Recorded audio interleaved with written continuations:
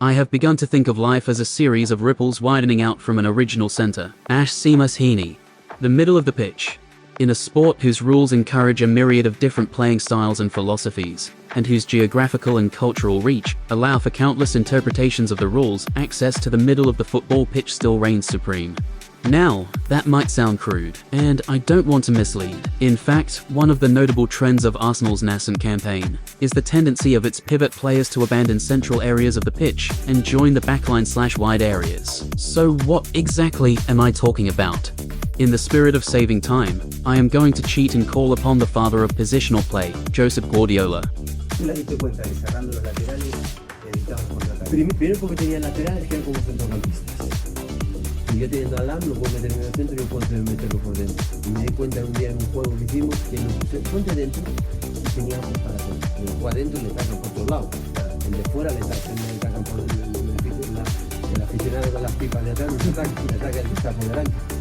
Y cuando uno juega por dentro decía, bueno, un montón de cosas, en fin, ya Xavi Alonso, todos estos.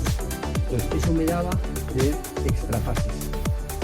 Tener línea de pase más por dentro.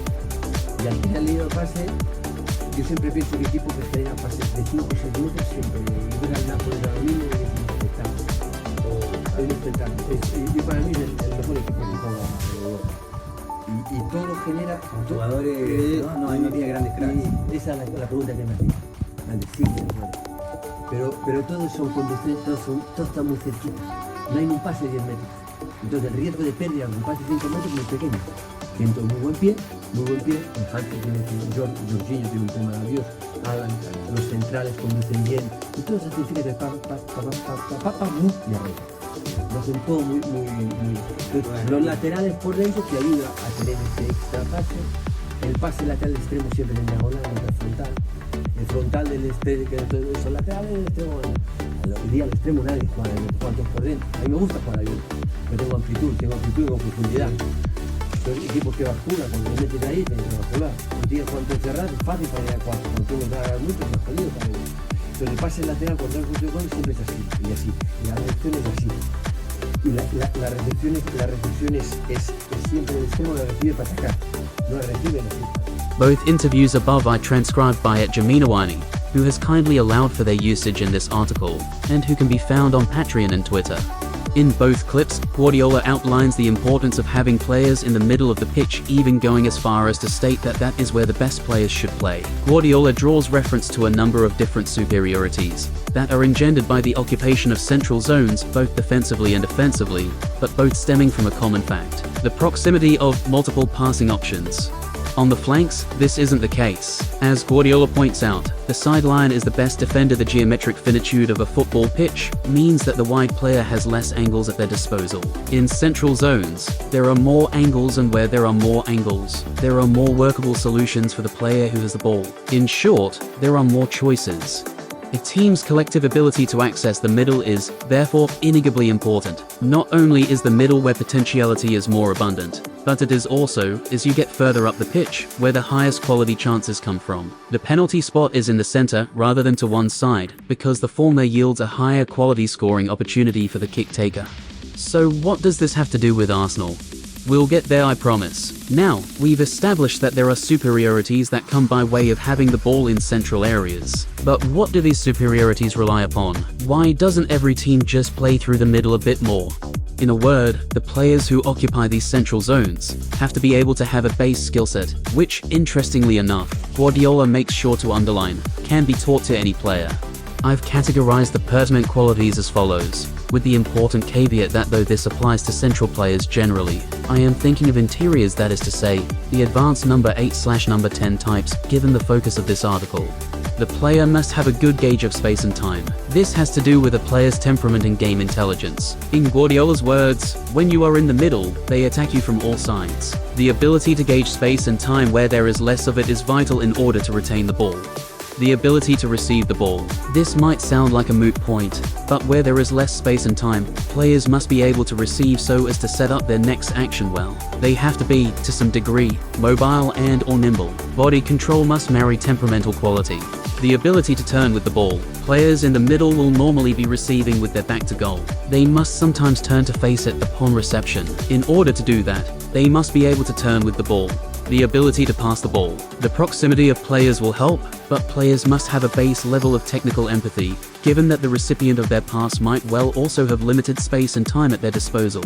The ability to manipulate the ball. To what extent can the player in question, when asked to, manipulate the ball so as to disguise their next action? Passing the ball is communicating with another person, it's being in the service of another person. It's crucial. For the pass to be a good one, the player has to put himself in the position of the person who's going to receive it. It's an act of intelligence and generosity, what I call technical empathy. Arsene Wenger. The Arsenal of last season, Odegaard and XHAKA. So, let's have a very brief look at the interiors that Arsenal used last season, and how their skill sets fare, starting with their weaknesses. Odegaard.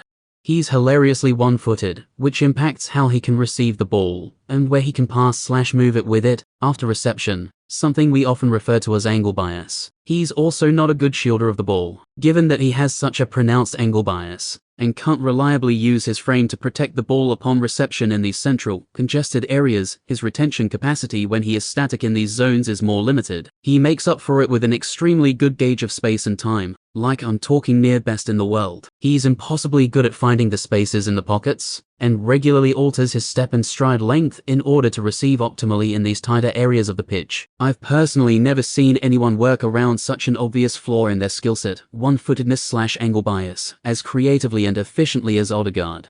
Xhaka.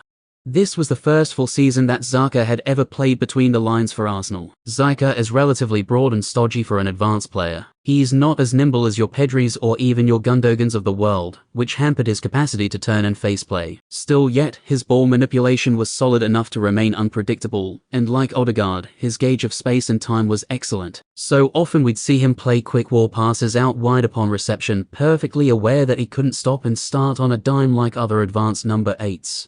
So, we get a glimpse at the self-awareness of these players. Their qualities are as much about the recognition of their relative weaknesses in a tactically demanding area of the pitch as they are about their inherent strengths. The larger point I am making is that the team and coaching staff also acknowledged these weaknesses and adapted the playing style accordingly. Whereas there were times last season where Arsenal's lack of collective ability to generate chances in the advanced half spaces held them back, Newcastle springs to mind, the team made adjustments to remain potent offensively. Arteta made affordances to highlight the strengths of Arsenal's interiors and limit the opportunities for their weaknesses to be conspicuous. Besides, that is essentially what tactics is. Tactical accommodations. One of the first things you might have noticed was Arsenal's tendency to have their interiors shuttle out to wider areas. I compared this to City's box midfield structure here, but essentially, Odegaard and Xhaka's pinning responsibilities were situational more than they were absolute. Receiving outside of the block allowed the player in question to have more space and time, compared to if they were to have receive inside of it. And it goes without saying that these patterns shouldn't be conceived of in isolation, as one or both of Arsenal's interiors vacated their zone to receive out wide. Arsenal's number 9, most often Gabriel Jesus, could drop deep into said zone to connect play. Viz number 1, Arsenal's passing network from the Manchester United game this season. Neither Havertz, deep, and Odegaard, wide, received most of their passes in central areas in a way you might expect other interiors to have done. Note the accessibility of Nketiah by way of the positioning of Arsenal's midfielders. Viz number 2, most of Arsenal's final third passes were from in to out, into the path of wingers, or sometimes one of Havertz or Odegaard. There were little forward passes from the pivots into the advanced midfielders, demonstrated by the scarcity of arrows just outside the penalty box. Arsenal also built quickly, launching transitions where apposite. Guardiola talks below of the superiorities a team is granted in defensive transition, when that team builds through the third incrementally, as a collective. That might be true, but the point is that there was less incentive for Arsenal to always do that, because of the profiles of its interiors specifically, their lack of ability to command superiorities in the advanced half-sapses. Building quickly would grant Arsenal access to its interiors in central areas, with more space and time.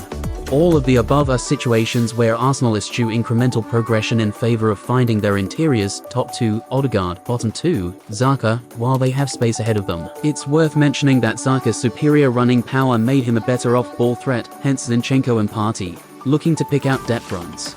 Interestingly enough, this phenomenon has been tangentially referenced by several members of the Arsenal squad when talking to the media. Here, Arsenal winger Reiss Nelson talks about the basketball rule, where transitions are sought out when Arsenal recover the ball. And this partially explains Ramsdale's tactical instruction to kick long into the feet/chest of one of Arsenal's front three, where after passes could be cushioned into the path of an on-running midfielder.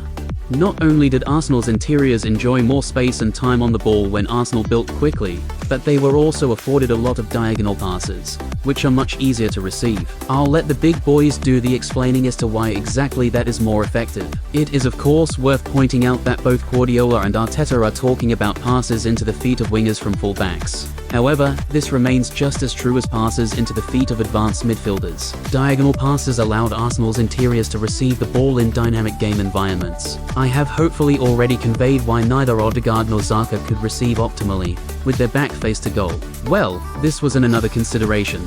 The trade-off, as I'm sure you've already figured out by now, was less security in defensive transition moments. The truth is that this was a price that Arteta was more than willing to pay, so long as we understand the consequent tweaks that were made to the rest defense structure, which incidentally includes the recruitment of Declan Rice. The Arsenal of this season. I've so far avoided talk of Arsenal this season. I have, however, included screenshots and data visuals from this season in the understanding that Arsenal are still bound to, or embrace, I suppose it depends how you view it, much of the same dynamics with regard to interior play.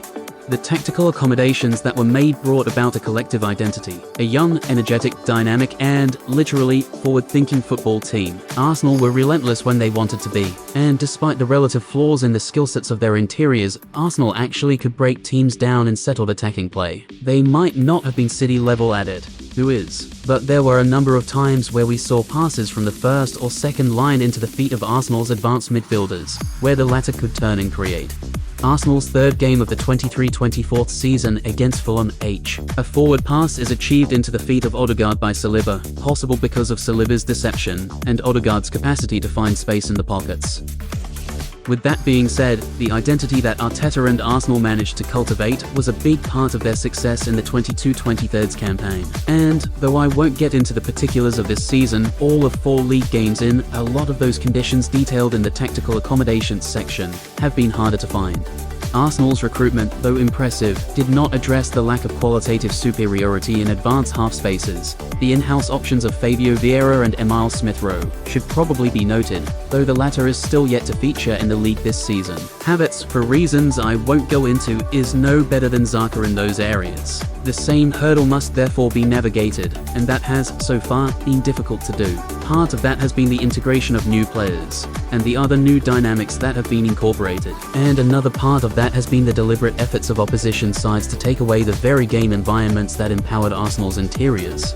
Now, again, I am going to refrain from trying to delve into the specifics, but a simple look at the field tilt, broadly, a metric that measures a team's territory control, reveals that Arsenal have almost 10% more than last season. The eye test supports that data point. No team in the league this season has significantly challenged Arsenal's build-up, presumably because of how acutely Arsenal manipulated space openings for their interiors last season. Play has therefore been concentrated down the wide channels. Incidentally, Arsenal have also struggled to get their wingers closer to the goal, and access into the middle has been difficult to achieve.